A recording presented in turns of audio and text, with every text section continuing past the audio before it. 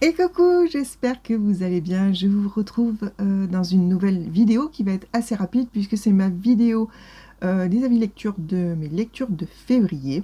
Et je vais vous en présenter seulement trois puisque les autres c'était des romans de saga, les autres lectures que j'ai fait et je préfère vous en parler une fois que j'aurai terminé les sagas, puisque c'est des sagas que je continue sur les mois suivants pour l'instant. Donc voilà, quand j'arriverai au bout, je trouve que c'est un petit peu plus intéressant que je vous fasse un retour sur la saga complète plutôt que tome par tome. Donc je vais être assez rapide sur ces retours. Je vais commencer par celui que j'avais pas eu le temps de lire en janvier, qui était pourtant prévu pour janvier, et que du coup j'avais basculé sur le mois de février. C'est le Karen Pont et ton cœur qui bat, qui est sorti chez Pocket. Donc pour le résumé, Roxane est la créatrice d'un blog dans lequel elle raconte ses péripéties dans tous les coins de la France. Pétillante dans ses articles, la jeune femme est pourtant rongée par la culpabilité et la haine.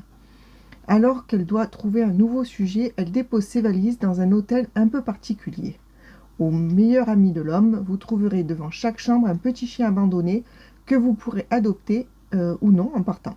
Mais dans cet hôtel, il y a également des personnes sages qui, malgré les cruautés du destin, se consolent grâce au petit bonheur de la vie et apprendront peut-être à Roxane à trouver la force d'affronter le lendemain.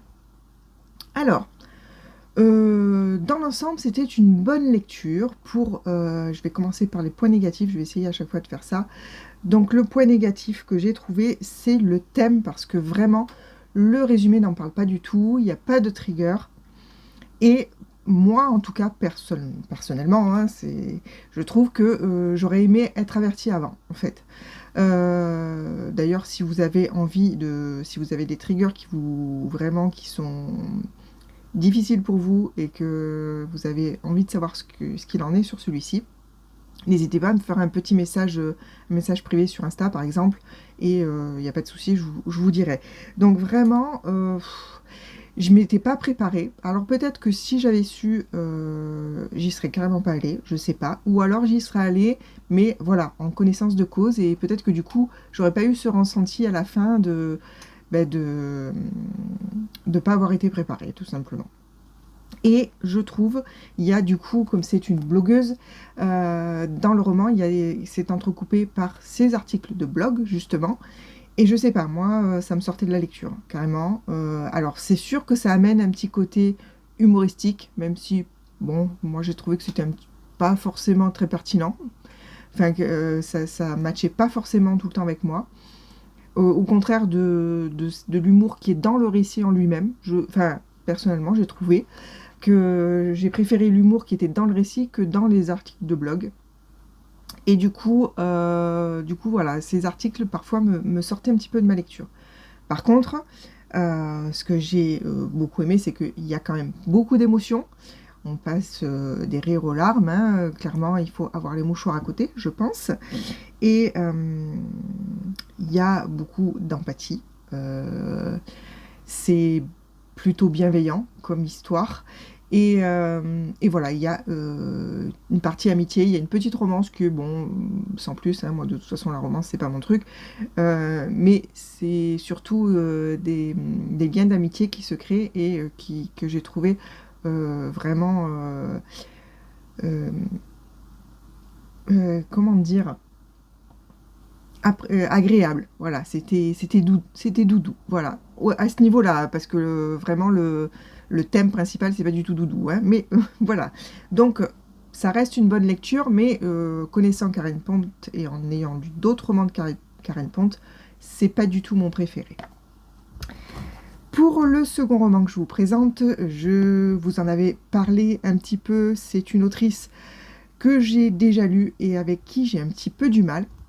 Pas du tout parce que son écriture ne me plaît pas, hein, mais parce que les thèmes abordés, enfin la façon dont ces thèmes sont abordés, je sais pas, il y a toujours quelque chose qui ne matche pas complètement. C'est un petit peu le cas dans celui-ci, donc c'est Aurélie Wallenstein, c'est Le désert des couleurs qui est sorti chez Pocket. Je vous parle du résumé.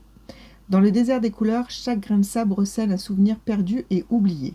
Arpentez ces dunes et votre mémoire s'effacera.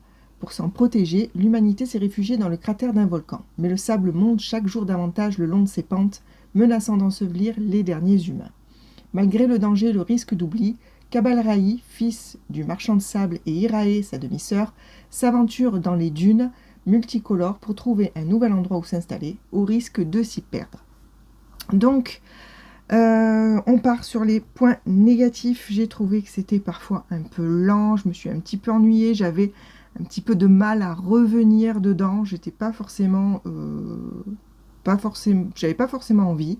Il y a une espèce de dynamique dans la relation frère-sœur qui n'est pas du tout la dynamique du roman. Donc, si cette dynamique de relationnel était intéressante, celle du roman, voilà, était un peu moins, ça a un peu moins matché pour moi. En revanche, j'ai trouvé le roman très visuel. Il porte bien son titre, hein, parce que le désert des couleurs, c'est vraiment visuel, pour le coup. Et les thèmes abordés par Aurélie Wallenstein, en général, c'est vraiment des thèmes qui me touchent. C'est l'écologie, c'est la destruction de notre habitat, les animaux, la disparition des animaux, etc. Et ça tourne beaucoup là-dessus. Et vraiment, ça, elle le fait très bien, jusqu'où les humains sont capables d'aller, etc. Et ça, c'est vraiment, ça permet une réflexion vraiment très intéressante. Donc vraiment, pour ça, c'est certainement ma meilleure lecture de cette autrice. Voilà, ma meilleure lecture de cette autrice. Et le dernier que je vous présente, c'est celui que j'ai préféré dans mes lectures du mois de février. En tout cas dans les 3 que je vous présente, c'est Inca de Vincent Portugal, qui est sorti chez Plume Blanche. Alors qu'il invoque le soleil du haut de sa pyramide, l'empereur Inca est foudroyé en pleine cérémonie. Déterminée à sauver son père, la princesse Intiya, prêtresse, se retrouve face à un cruel dilemme, briser les règles du temple et invoquer la magie qui brille en elle, au risque d'être condamnée, ou le regarder mourir.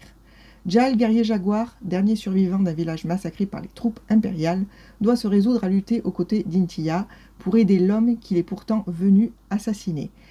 Car c'est dans l'ombre que se cache le véritable danger. Au cœur de la vallée de Cusco, durant l'âge d'or des Incas, un ancien dieu exilé est prêt à tout pour se venger. Désolé, j'ai un petit peu bafouillé. Donc on part... le point négatif, c'est qu'il est beaucoup trop court. Voilà, c'est un roman qui fait 230 pages, je crois, à peu près. Ouais, c'est ça, environ. Et clairement, c'est beaucoup trop court par rapport à l'univers qui nous est présenté. Par rapport au personnage, il y aurait tellement d'autres choses à ajouter. Enfin, moi, franchement, je me serais régalée avec 200 pages de plus, où on va un petit peu plus loin dans les détails, dans le background. Oui, c'est ça, des personnages, etc. Et là, franchement, ça aurait été top. Voilà, j'ai trouvé du coup la fin un peu rapide.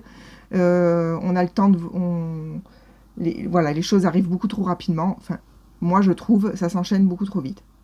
Par contre, bon, ben forcément, l'univers Inca, j'ai adoré. Les magies, j'ai adoré. Les personnages, je les ai trouvés plutôt attachants, même si justement, comme il manque un petit peu... d'approfondissement, on aurait pu aller encore plus loin, je pense, mais vraiment, en plus, c'est un roman qui est... il y a plusieurs points de vue, pardon, et du coup, c'est plus facile de s'attacher aux différents personnages quand on a plusieurs points de vue, je trouve, et voilà, moi, c'est un roman que j'ai vraiment beaucoup apprécié, et que du coup, j'aurais aimé un peu plus long. Voilà, c'est tout. Je vous avais dit que ça serait court. Chose dite, chose faite. N'hésitez pas à venir me dire si vous avez lu ces romans, ce que vous en avez pensé. À me poser des questions si vous avez des détails que vous pourriez avoir envie de connaître. Ou me dire si vous avez envie de les lire. Voilà, comme d'habitude, vous venez discuter avec moi. Ça sera avec grand plaisir. Sur ce, je vous souhaite de passer une bonne semaine. Je vous fais plein de bisous, je vous souhaite de faire plein de belles lectures. J'ai mélangé et fait ma finition à l'envers, c'est pas grave, on s'en moque. Je vous fais plein de gros bisous et je vous dis à bientôt pour une prochaine vidéo. À plus!